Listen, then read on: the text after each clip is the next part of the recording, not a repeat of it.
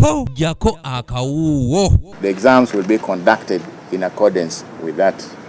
Ekitongole ekivunaanyizibwa ku bigezo mu ggwanga ekya Uganda National Examination Board UNEB nga kikulembeddwamu Ssaabawandiisi waakyo Daniel Dong olunaku olwaleero kifulumizza ennaku n'ebiseera giyite timetable eneegobererwa ng'abayizi abali mu bibiina ebyakamalirizo bakola ebigezo byabwe ebyakamalirizo. So we have modified the theme to emphasize the health and safety of the learners.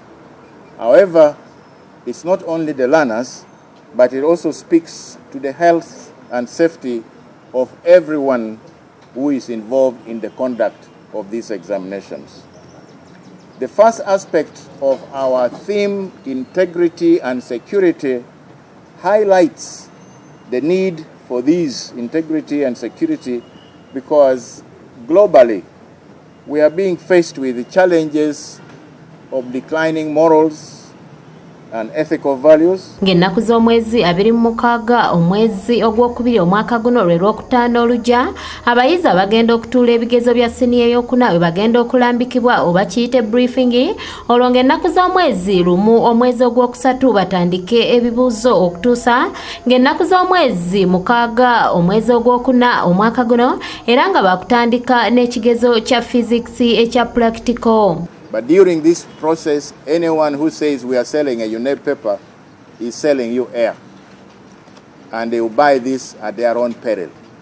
And this has the effect of derailing the candidates because when they come into the examination room and find out that what they had been concentrating on has not been the actual paper, they become completely derailed and they may even fail, although they could have passed the examination. Baba ekibiina ekyomusanvu bakulambikibwa ng'ennaku z'omwezi 26 omwezi ogwokusatu olwo bakole ebigezo ng'ennaku z'omwezi 31 omwezi ogwokuna nga bakutandika n'ekigezo eky'okubala oba muyite mathematics. Parliament passed this and is awaiting presidential. Ekibiina ekya siniya ey'omukaaga kyo kyakulambikibwa ng'ennaku z'omwezi 9 omwezi ogwokuna olwo kitandike ebigezo ng'ennaku z'omwezi 12 omwezi ogwokuna okutuusa nga ennaku z'omwezi 3 omwezi ogwokutaano n'essomo ly'ebyafaayo. Obulamu bwabwe bulungi ate tubakubiriza namwe ab'amawulire mubeere naffe n'abantu abalala. Abayizi abagenda okutuula ebigezo by'ekibiina ekyomusanvu abalenzi bali 35,000 mu 13,942 ng'ate abawala bali 39,000 mu 15,869. Abayizi abagenda okutuula ebigezo bya siniya ey'okuna abalenzi bali 16,692 ate abawala bali 10,674 babayizi abagenda okutuula ebigezo bya siniya ey'omukaaga abalenzi bali 5,767 nga abawala bali 4,112. Abayizi abalenzi abagenda okutuula ebigezo by'omwaka guno ebyakamalirizo omuli aba P7 siniya ey'okuna ne siniya ey'omukaaga abalenzi bali 5,774 nga abawala bali 6,462. Omugatte gw'abayizi bonna abagenda okukola ebigezo guli akakadde kamu mu 18,11965. Odongo mu kwogera agamba nti waliwo amawulire ge batandise okufuna nti waliwo abagenda balimbalimba abazadde nti babawe ensimbi babaguze ebigezo era wano wasinzidde n'alabula abazadde okuba beegendereza ennyo eri abafere abo. Reports that we have received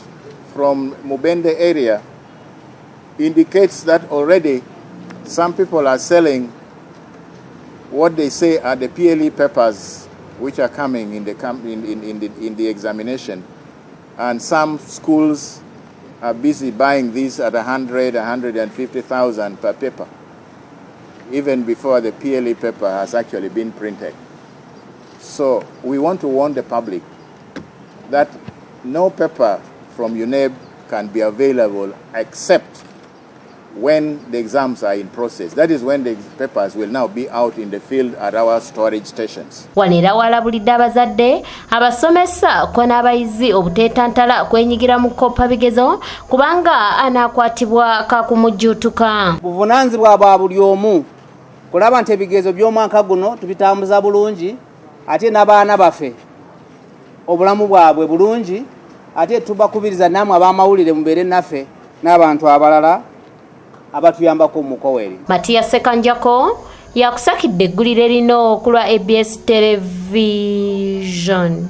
With this whistleblowers policy, the board will protect those who give us information from victimization